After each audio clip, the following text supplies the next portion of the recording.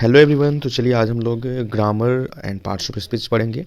इस चैप्टर को हम लोग शुरू करते हैं। तो चलिए देखते हैं बिल्कुल शुरुआत से कि ग्रामर होता क्या है, भाषा किसे कहते हैं, लैंग्वेज, लेटर्स कितने होते हैं इंग्लिश अल्फ़ाबेट में। तो इस प्रकार से हम लोग आगे बढ़ेंगे। तो अगर आपने अभी तक चैनल को सब्सक्राइब नहीं किया है तो चैनल को सब्सक्राइब कर दीजिए, साथ ही बेल आइकन को क्लिक कर दीजिए, साथ ही वीडियो को लाइक और शेयर अवश्य कीजिएगा और कमेंट बॉक्स में भी लिखिएगा, साथ ही ज़्यादा से ज़्यादा शेयर कीजिए। तो चलिए शुरू करते हैं। बिल्कुल हम लोग ग्रामर की जड़ से शुरू करेंगे, रूट से शुरू करेंगे सीखना, ठीक है, बिल्कुल बेसिक से। तो चलिए बिना देर करते हुए शुरू करते हैं। ग्रामर क्या है? देखिए बेसिकली ग्रामर क्या है, नियमों का संग्रह है। जैसे हम लोग अपने जीवन में नियम बनाते हैं या फिर हमारे देश में ही संविधान है, उसके अकॉर्डिंग हमें चलना होता है, वैसे ही किसी भी भाषा के लिए एक नियम बनाया गया, उस नियम के अकॉर्डिंग ही आप चलेंगे तो सही तरीके से उस भाषा का ज्ञान अर्जन कर पाएंगे, यानी सीख पाएंगे उस भाषा को। तो इसी प्रकार से इंग्लिश में भी ग्रामर जो है वो क्या है, सेट ऑफ रूल्स है, नियमों का संग्रह है, ठीक है। बट इसके द्वारा हम लोग क्या क्या सीखते हैं, तो इसके द्वारा हम लोग किसी भी भाषा को ठीक ठीक लिखना, बोलना तथा पढ़ना सीख सकते हैं। क्लियर है? अब देखिए इसको इंग्लिश में कैसे डिफाइन करेंगे, तो बोल सकते हैं grammar is a set of rules which teach us to read, speak and write correctly. Okay, जैसे बोल सकते हैं। सेकंड, अगर दूसरे शब्दों में अगर कहें तो ग्रामर एक कला है या वह कला है जिसके द्वारा किसी भी भाषा को ठीक ठीक लिखना, पढ़ना तथा बोलना सिखाया जाता है, ठीक है। क्लियर? अब आते हैं कि भाषा एक्चुअली क्या होता है। बहुत ही बेसिक टर्म है, इसको जानना बहुत आवश्यक है। अगर आप कोई भी चीज़ पढ़ रहे हैं तो उसके जड़ को जानना आवश्यक है कि एक्चुअली है क्या। तो देखिए भाषा क्या है, तो भाषा जो होता है एक मीडियम होता है। क्या होता है? एक मीडियम होता है। किसका मीडियम, किसका माध्यम होता है भाई? तो अपने विचारों को व्यक्त करने का, चाहे वो विचार हम लोग बोलकर व्यक्त कर सकते हैं या फिर लिखकर व्यक्त कर सकते हैं, उसी को हम लोग भाषा कहते हैं। यानी एक डिफिनीशन में पिरो दिया जाए तो हम लोग कह सकते हैं कि भाषा अपने मन के विचारों को प्रकट करने का एक माध्यम है जिसे हम बोलकर या लिखकर प्रकट करते हैं, ठीक है, उसी को ही हम लोग भाषा कहते हैं। अब देखिए भाषा की सबसे छोटी इकाई क्या होती है। किसी भी लैंग्वेज को अगर हम लिखना है तो उसकी सबसे छोटी इकाई जो होती है लेटर्स होती है, ठीक है। लेटर्स क्या होती हैं? लेटर्स, जिसे हम लोग वर्ण बोलते हैं, अक्षर बोलते हैं, ठीक है। अब इंग्लिश अल्फ़ाबेट, चूँकि इंग्लिश हम लोग पढ़ रहे हैं, तो इंग्लिश अल्फ़ाबेट में कितने लेटर्स होते हैं? How many letters in English alphabet? 26, you know, सभी जानते हैं।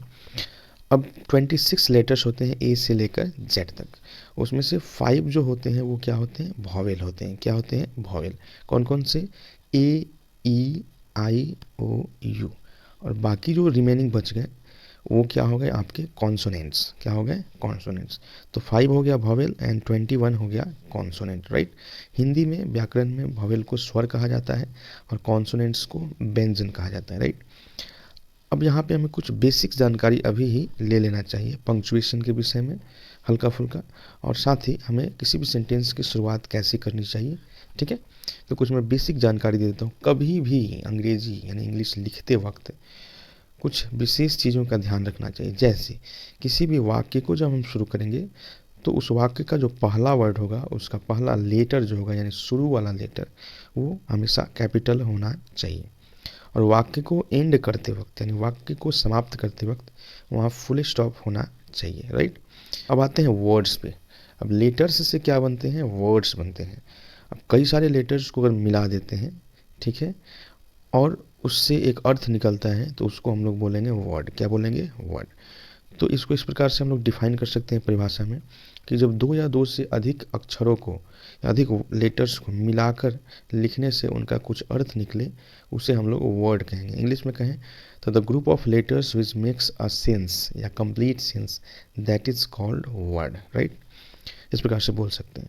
ऐसे एक्सेप्शन में आपको सिंगल लेटर का भी वर्ड आपको मिलेगा, जैसे ए का मतलब होता है एक, राइट। आर्टिकल में ए एन, आपको हल्की जानकारी होगी अगर नहीं ग्रामर पढ़े होंगे तब भी।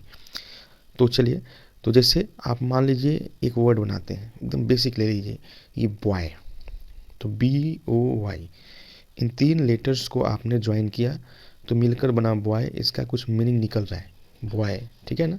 हिंदी में बोले तो लड़का, तो मीनिंग इसका निकल रहा है ना। तो उसी प्रकार से अगर मान लो तो हम कर देते हैं YOB, तो इसका कुछ मीनिंग निकल रहा है, मीनिंग लेस है।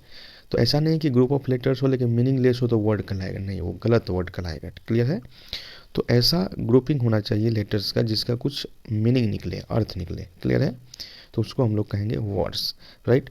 अब वर्ड्स, कई सारे वर्ड्स मिलकर एक सेंटेंस जनरेट करते हैं, एक सेंटेंस बनाते हैं, राइट।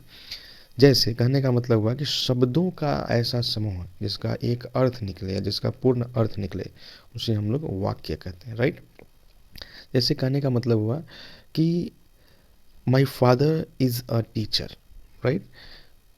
ये इसका पूरा मतलब अगर हिंदी में देखा जाए तो क्या होगा, मेरे पिताजी एक शिक्षक हैं, राइट। तो इसका एक पूरा अर्थ निकल रहा है ना। तो गाइज आज के लिए इतना ही, वीडियो लंबा हो जाएगा इसलिए आज के लिए इतना ही। तो मिलते हैं आपसे फिर अगले वीडियो में। सबसे पहले आप वीडियो को लाइक कीजिए, शेयर कीजिए और कमेंट कीजिए। साथ ही चैनल को अगर सब्सक्राइब अभी तक नहीं किया है तो कर लीजिए और बेल आइकन को ज़रूर दबा दीजिए तथा वीडियो को ज़्यादा से ज़्यादा शेयर कीजिए। मैंने बिल्कुल बेसिक से शुरू किया है ग्रामर, बिल्कुल जीरो जिसको हम बोल सकते हैं ए से, राइट। यहाँ पे जिसने कभी ग्रामर इवन पढ़ा भी नहीं होगा उसको भी समझ में आएगा, और जो पढ़ा होगा उसका रिवीजन भी हो जाएगा और बेसिक कंसेप्ट्स जो है बिल्कुल ही क्लियर हो जाएंगे। एक्चुअली मेरे पास अभी उतने इक्विपमेंट्स नहीं है जिससे मैं आपको ऑनलाइन आगे पढ़ा सकूं, ठीक है। बट वीडियो आगे बनाने की कोशिश करूंगा, ट्राइपॉड मैं ख़रीद रहा हूँ, ठीक है। तो बट मैं इस प्रकार से कोशिश कर रहा हूँ वीडियो बनाने का, इसको आप अप्रिशिएट कीजिए और शेयर कीजिए ज़्यादा से ज़्यादा। बहुत बहुत धन्यवाद।